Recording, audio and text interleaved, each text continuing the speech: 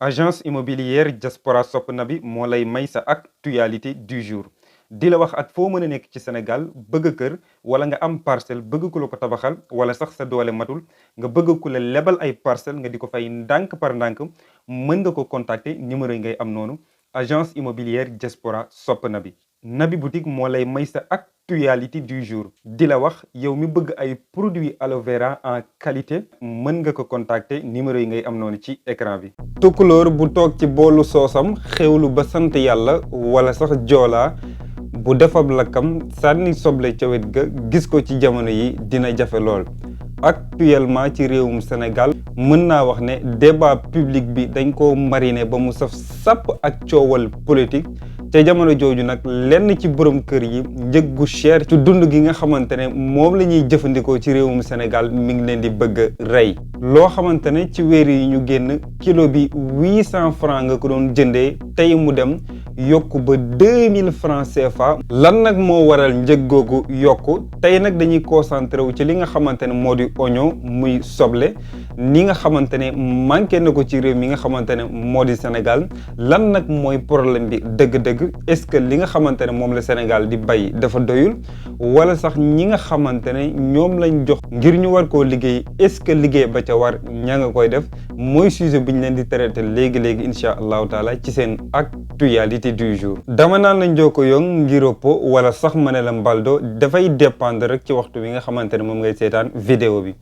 tey moom xam naa actualité bi dina neex lool sama mbokku tukulóor yi séeréer yi moom bokkuñu ci mu nekk problème boo xamante ne actuellement mën naa wax ne borom kër yu bari ñi ngi koy yëg mooy seerug dund gi nga xamante ne ñi ngi koy sentir ci marché bu Sénégal rawatina nag li nga xamante ne moo di soble parce que mën naa wax ne togg yu bari yi nga xamante ne dañ koy amal ci réew mi di Sénégal moo xam ceebu jën wala tufe wala sax yaasa wala yeneen plat mënta ñàkk li nga xamante ne moo di soble soosu nag ci jamono ji mën naa wax ne moo raw pomme de terre bu tàng loxo du ca tegu ci weer yi nga xamante ne moom la ñu génn bu ñu demee ci capitalu Sénégal bi nga xamante ne moo di Ndakaaru kilo bi mi ngi doon jar lu toll ci 800 francs tey nag yéeg na ba 1300 francs CFA mu nekk yokk boo xamante ne yéeg na ba toll ci 62,50%. mën naa wax sax ne Dakar tane na parce que bu ñu demee ci yeneen région comme Kaolack ak Ziguinchor kilo bi dafa yéeg ba 1500 jàpp sax 2000 francs mais nag dëgg-dëgg ana lan moo waral njëg li yokk ci yokkuwun bu ëpp boobu soble si nga xamante ne moo doon bàyyikoo ci réew mi nga xamante ne moo di Maroc di jëm ci réew yi lu ci mel ni Sénégal ak Mauritanie quantité bi nga xamante ne moo doon dem dafa wàññeeku lool li nga xamante ne moo ko waral mooy sécheresse bi nga xamante ne gis nañ ko ci cultivation yi nga xamante ne marocains yi dañ koy def mu jëm ci wàllum soble mais nag li nga xamante ne bépp sénégalais war na koo comprendre dëgg-dëgg ci coowal soble gi nga xamante ne mën naa wax ne borom kër yi ñi ngi koy sentir carrément mooy weer bu ci nekk ci réewum Sénégal soxla nañ ci lu toll ci 30 000 tonnes ngir mën a couvrir besoin bi nga xamante ne sénégalais dañ koy am ci wàllum soble bu ñu arriéré ba ci atum 2021 lu toll ci 400 000 tonnes moom la Sénégal doon couvrir ci lu toll ci 9 mois mais nag daaw ci yem daf doon importer ci besoin boo xamante ne sénégalais yi dinañ ci mën a dund ci lu toll ci 3 mois li nga xamante ne nag xaqiiqatan moo waral problème bi mooy ci guddi yi nga xamante ne moom laay waxee yow nii maanaam bu ñu yeggee ba ci atum 2022 jàpp 2023 li nga xamante ne moom la Sénégal di bay ci soble mi ngi toll ci 350 000 tonnes te li mën a couvrir rek mooy 7 mois dëgg la nag Sénégal dafay bay soble bu bari mais nag léeg-léeg problème da ciy am parce que bu fekkee dafa bay loo xamante ne tam dafa ëpp li nga xamante ne moom la askan bi soxla dans ce cas là dafay soxla ay structures yoo xamante ne dañ koy def ngir soble boobu ñu bàyyi ko fa mën a durer pour le temps parce que ñëpp xam nañ ko bu fekkee ne dañ koy bàyyi ci température ambiante bi tàngoor bi daf ko yàq dans ce cas là faw ñu soxla benn makkaan boo xamante ne foofa lañ leen di def bu ko defee ñu mën a durer dans le temps beneen problème bi nga xamante ne aussi bëgg naa koo souligner mooy manque d'organisation bi nga xamante ne am na mu dox ci diggante ki nga xamante ne mooy bay soble gi ak ki nga xamante ne moo koy jaay parce que ku nekk ci ñoom